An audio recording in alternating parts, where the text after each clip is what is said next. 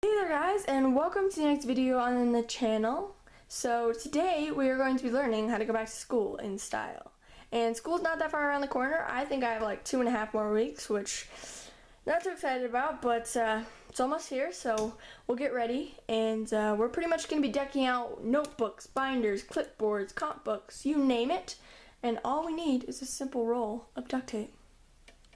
Very, very straightforward, simple. And this is for the people out there that always get the leftovers. That is always me.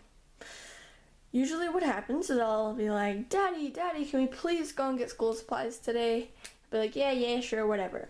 And you always end up getting school supplies on the last day of summer, the day before school starts.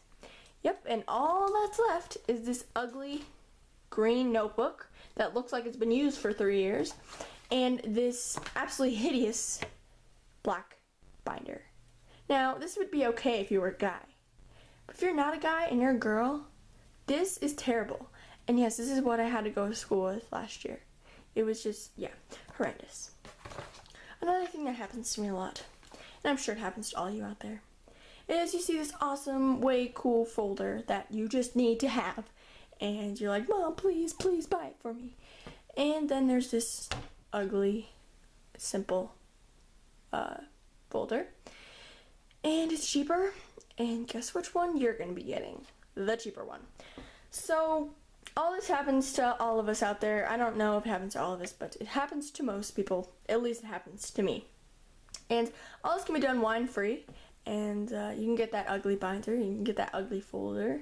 And you don't have to be like, oh my god, I'm going to be hated in school. Everybody's going to make fun of all my stuff. And yeah, I know how it feels.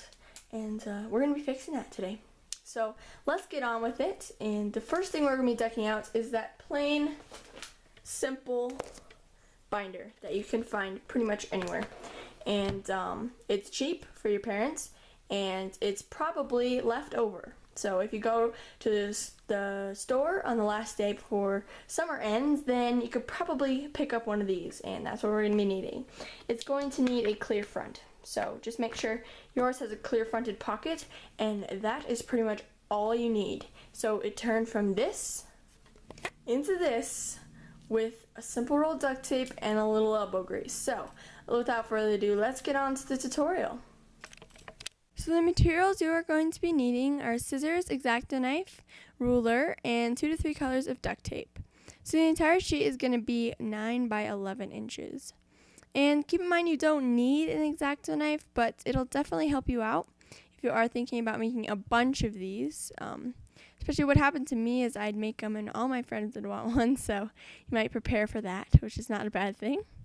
So you might want to invest in an X-Acto knife if you are going to duct tape for a while.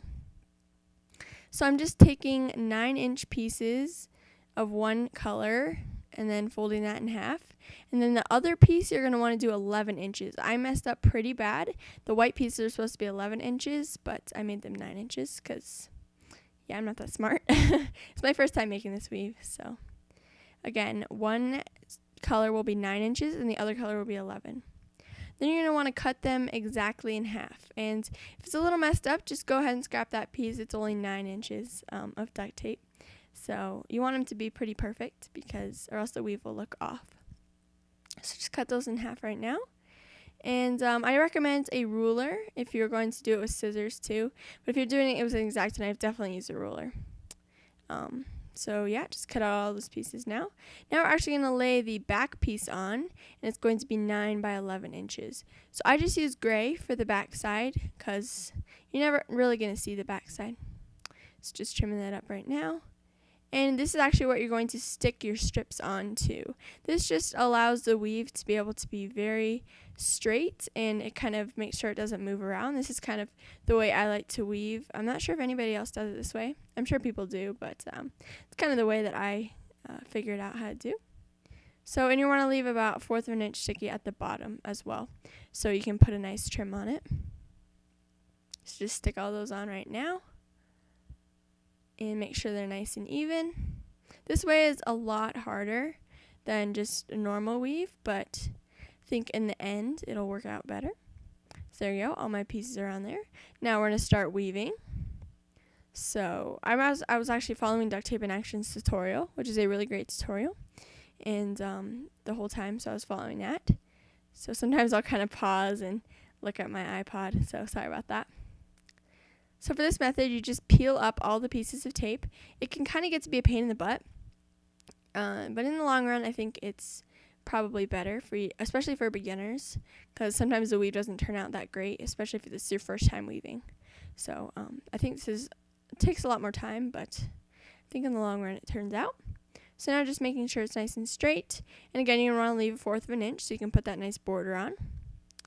And here's where I realized the white strip was too short. So now I have to cut out a bunch more pieces that are the right size. So there we go. I messed up a lot on this one. Yeah, since it was my first time. And I haven't done this binder cover in a year. So it's pretty interesting. And then when you're laying the strips back down, just be sure it's nice and loose so that next time it's easier to peel up. That's just one of my tips for that. So again, it can be a pain in the butt, but the white piece will never move, which is always a good thing. So here we go. I'm kind of confused. I'm like, wait a second, what do I do? So you can see my iPod there in the corner. Yeah, I was like, wait a second, this is not working. But in the long run, I got it. So it's always good. And if you wanted to do a double-sided one, which would be pretty cool, I actually attempted to do that, but it just didn't work out. But if you want to try to do that, you just make the other color strip on the back.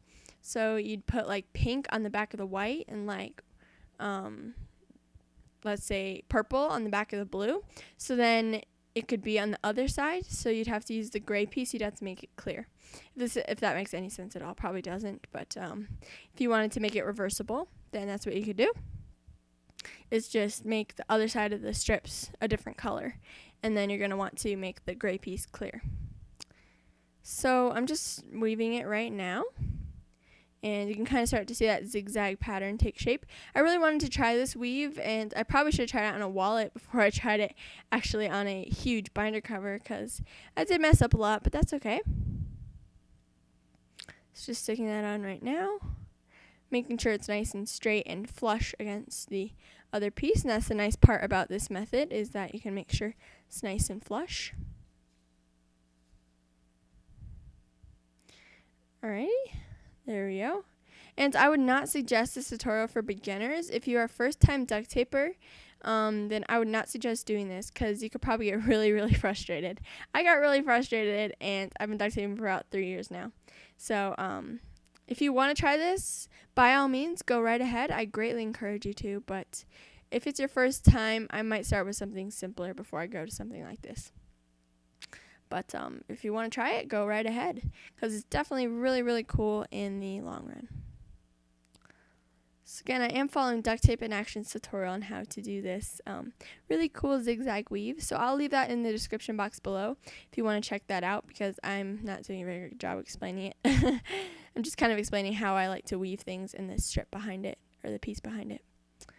So again, I'll leave that in the description if you want to go check that out, if you like this cool zigzag weave.